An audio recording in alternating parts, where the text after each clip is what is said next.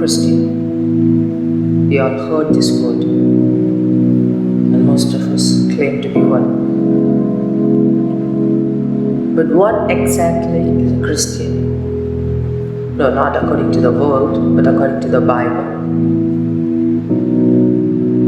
First, let's see what the word means. Followers of Christ. What does the Bible say about following Christ? Matthew 16:24. Then Jesus said to his disciples, "If anyone desires to come after me, let him deny himself and take up his cross and follow me." That is what the Bible says about followers of Christ. The moment one decides to follow Jesus, he should deny himself. Now, what does that mean? Well, before we knew Christ, we had so many desires, passion, wishes, what do we call them?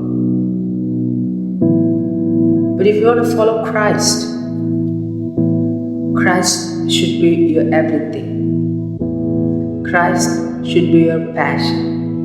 He should be your desire. He should be your wish. Now, what does that cost? Everything. It's going to cost you everything to follow Christ. Now, when you do that, when you follow Christ, you lose so many things. Sometimes your own wants to count a deer will stand against you for doing that, for following Christ. That's what it takes to follow Christ, to be a Christian. When you do that, you're laying down your body, a living sacrifice for Him. Jesus said, "He who loses his life for my sake will find it." Now it doesn't end there. Next words of the verse goes like this: to take up the cross. Now what does this mean? To make a cross out of something, put it on your back and follow Christ? No. Then what does it exactly mean? Cross is the persecutions and the problems that you're going to face during your life on earth for Christ. What are the persecutions? How are they going to be? Matthew 10:16-26 lists out a bunch of persecutions that are going to be faced by His disciples while sharing the word. Now, don't think that's only for the 12 disciples. And who are we? We are Christians. We are followers of Christ. We are His disciples too. Those persecutions are meant for us too. Throughout the book of Acts, we see the disciples counting it all for joy when they took beatings from the people for sharing Christ. The same mentality should be in us. But you don't want to bear the cross, you don't want to bear those persecutions for Christ, then you are not worthy for Him. And this is how life of a Christian, according to the Bible, is going to be. The moment you become a Christian, you separate yourself completely from the world.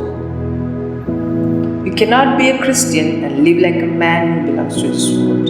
You cannot be a Christian and hate your fellow being. You cannot be a Christian and love sin.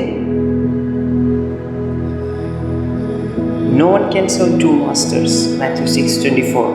For either he will hate the one and love the other, or else he'll be loyal to the one and despise the other.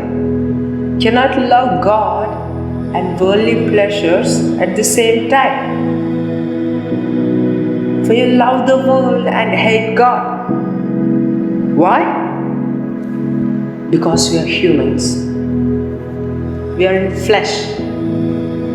And flesh has this dirty, natural tendency to love the world and hate God. That is very dangerous. You know what God says about those who say or those who claim themselves to be a Christian and live a worldly life?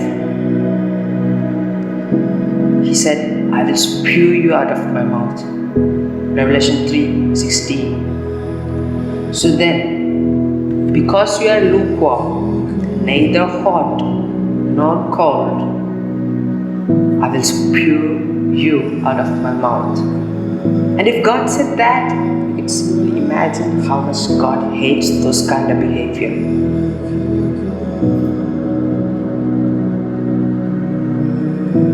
If money, power, riches, and positions are what you want, then Christianity is not the place.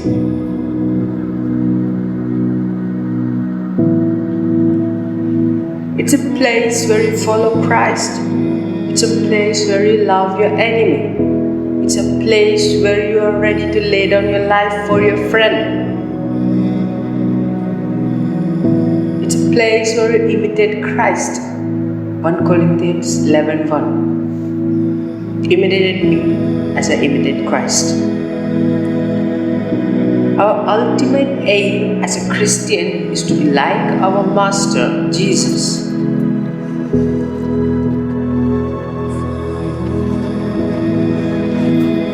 Matthew 10:25.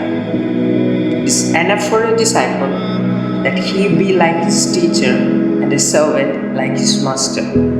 If they call the master of the house Beelzebub, how will they call those of his household? If they called our master a liar, if they spat on him, if they laughed at him, beat him down, hung him on a tree, which was considered as a curse in the Old Testament. If they did all that to a perfect man, Jesus, how much more should we expect? How much more should we, who claim to be his followers, suffer? Now, will that do any good for us? Yes. Romans 8:18. For I consider that the sufferings of this present time are not worthy to be compared with the glory which shall be revealed in us.